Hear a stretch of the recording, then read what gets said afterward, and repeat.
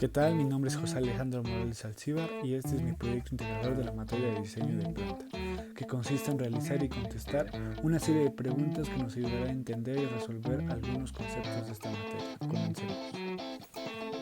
Como primera pregunta tenemos, explica cuáles son el método y la planeación sistemática de la distribución, así como sus fases. Bueno, así como lo dice la pregunta, esta consiste en unas fases, las cuales las fases son las siguientes. Les voy a estar dejando aquí el ejemplo.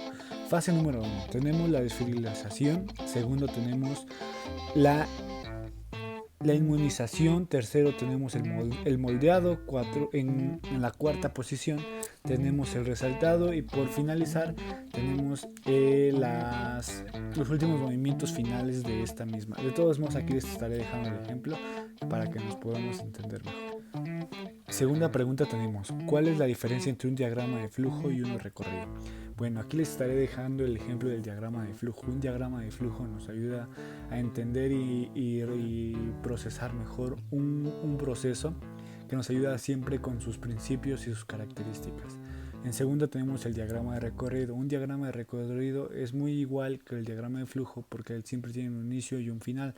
Sin en cambio es más como un croquis, que al final de cuentas, aquí igual les dejaré el ejemplo para que podamos entenderlo. Siguiente, menciona dos situaciones para las cuales se aplica un diagrama de recorrido. Bueno, un diagrama de recorrido puede ser en la misma empresa, donde podemos identificar a los montacarguistas, cuánto tiempo, qué recorrido hacen de un punto A a un punto B para terminar un punto C, por decir, aquí les puedo estar dejando el ejemplo, que al final de cuentas también podemos decir que el recorrido de una ruta, de un autobús o de un camión, de un chofer, es muy importante porque siempre nos lleva a la misma ruta por el mismo camino. Bueno, a continuación dice, ¿cuáles son los 5 tipos de mermas? Bueno, existen varios tipos de mermas, conforme les vaya diciendo se los iré mostrando. El primer tipo de merma puede ser la caducidad, cuando un artículo o un objeto o algún servicio pierde su valor o pierde sus nutrientes que nos aplican para esa resolución. Siguiente, roturas, cuando viene un artículo roto, aquí les voy dejando el ejemplo.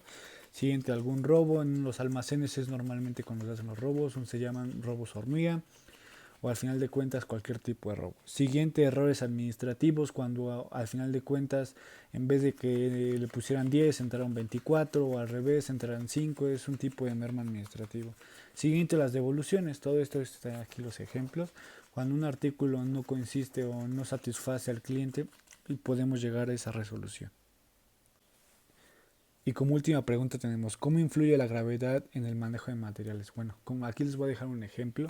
La gravedad es muy importante para la empresa o para un diseño de una planta, porque al final de cuentas lo que nos ayuda a este tipo de gravedades, podemos manejar y trasladar a un artículo, un proceso, una materia de un punto A hasta un punto B sin gastar algún tipo de recursos, ya sea luz, agua, etcétera. Esto quiere decir que solo con la materia de nuestro mundo nos podemos ayudar a nuestra gran satisfacción.